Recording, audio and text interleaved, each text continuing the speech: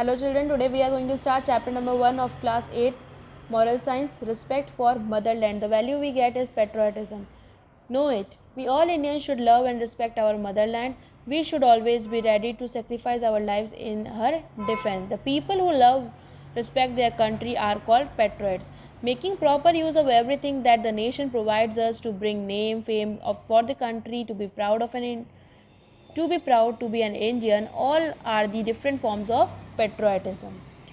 In this way, all freedom fighters, scientists, sport persons, and even an ordinary person who is performing his duty sincerely is a patriot.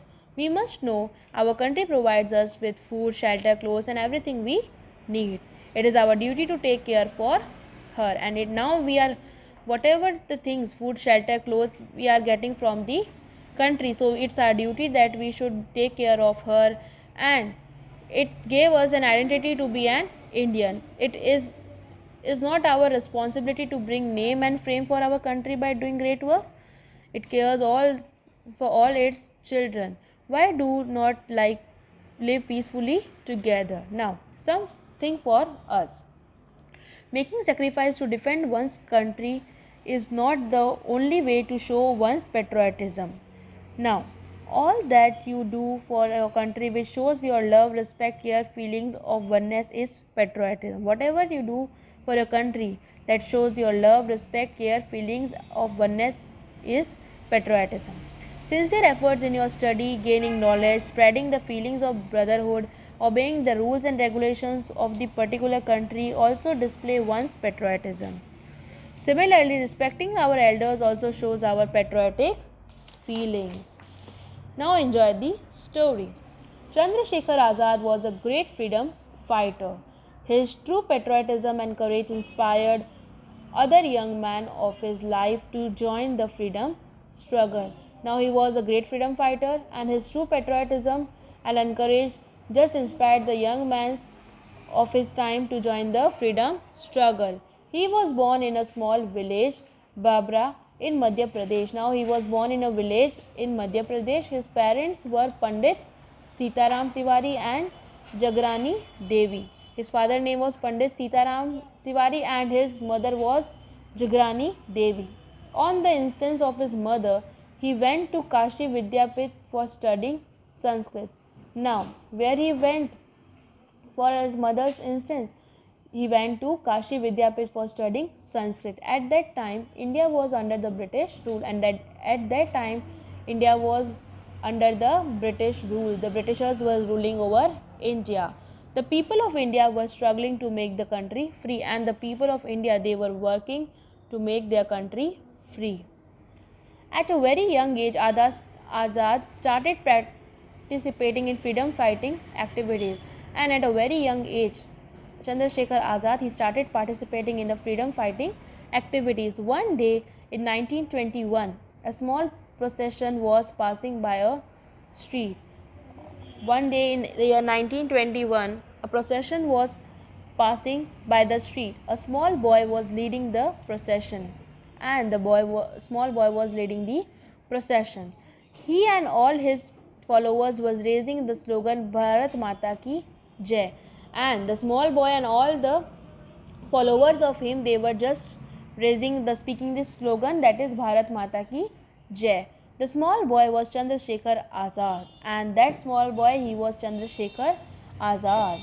He was proceeding without fear of British soldiers and their cruel punishment, and he was just moving without any fear of the British soldiers and their punishments. Meanwhile, some policemen came and arrested him, and at that time some police persons came and they arrested him. Chandrasekhar Azad was produced in the court, and when he was arrested, after that he was produced in the court. He was brought before the magistrate. The magistrate asked the boy to tell his name. Now the magistrate, he just asked him to tell his name. He fearlessly told his name Azad, which means independence. He told his name that my name is Azad, and which means independent. The magistrate was shocked to hear this, and when the magistrate heard his name and the meaning, he was just shocked. The magistrate then asked, "What is your father's name?" Now, his Now the magistrate asked him, "What is your father's name?" The boy replied, "Swadhinta." The boy replied, "Swadhinta." Then the judge with anger asked him the next question. Now the magistrate came in the anger and he asked him the next question. "Where do you live?" "Where you live?" The boy replied with a smile, "In the prison." The boy replied that I lived in a prison. The magistrate get annoyed. Now he was very annoyed. He asked, "What do you do?" Now the magistrate asked him, "What you do?" The boy answered, "I make plans to make my country free." Now he just replied that I make the plans to make my country free. The judge announced the punishment to hit the boy with whip 12 times. Now the judge announced the punishment to hit him 12 times with the whip. Now he was taken to the place where he was to be beaten. Now the boy was taken to the place where he was beaten. The boy was undressed there and a man started whipping him. Now he was undressed there and the man started whipping him. It was very painful. His skin was torn.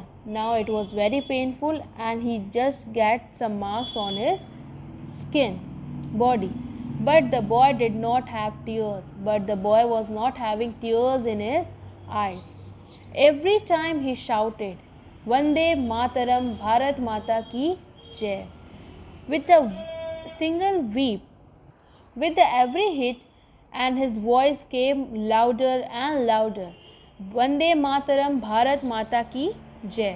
When the boy came out of the court, his body was bleeding. When the boy came out of the court, his body was bleeding. The flesh had come out, but that he was still shouting the same slogan, "Vande Mataram." Now the flesh was coming out from his body with the blood, but still he was shouting the slogan, "Vande Mataram." The inspiration we gave. Rani Durgavati was a brave Hindu woman in India. Now she is a woman, Rani Durgavati, and she was a brave Hindu woman in India. In the year 1542, she married Dalpat Shah of the Gond dynasty, and now in the year 1542 she was married to the Dalpat Shah of Gond dynasty. After the death of Dalpat Shah, she took over the Gond kingdom. After his husband's death, she took the Gond kingdom. A Mughal general, Asaf Khan, wanted to win Gondwana. Now, a Mughal general, Asaf Khan, he wanted to win Gondwana. He planned an attack on Durgavati. Now, he just planned to attack on Durgavati. Now, Durgavati was alert. She put her forces at the main strategic points.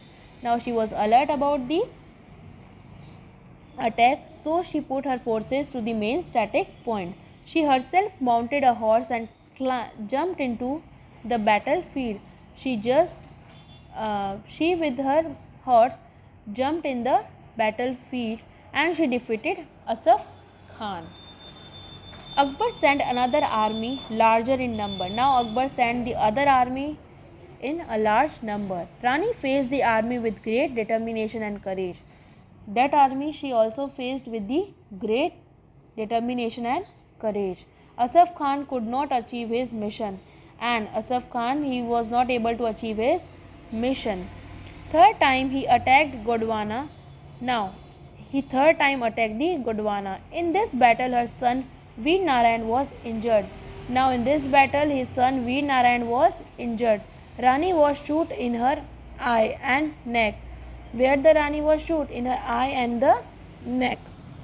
Sensing a war's danger, she plugged her sword into her belly and died a brave death. Now, she just killed herself. She just plugged the sword in her belly and she died as a brave woman. Now, children, we have just read the story and the chapter. The value we get is of the patriotism. So you have to read this chapter from page number 55 to 57. In the next class, I will be giving you the question answers. Thank you.